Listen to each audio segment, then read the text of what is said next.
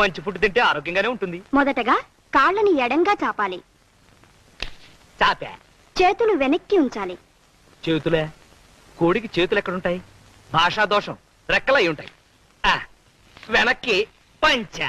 తలని మెల్లగా అటూ ఇటూ తిప్పండి. తిప్పే. ఇప్పుడు కాస్త స్పీడ్ గా తిప్పండి. ఇప్పుడు కాళ్ళు దగ్గరగా పెట్టి ఊపిరి గట్టిగా పీల్చండి. చచ్చింది కదా, మన ఊపిరి అయి ఉంటుంది. మెల్లగా ఊపిరి వదలండి.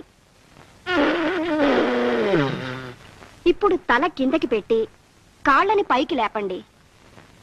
తల కిందకి, కాళ్ళు పైకి లేపిన కాళ్ళని మెల్లగా అటూ ఇటూ ఊపండి.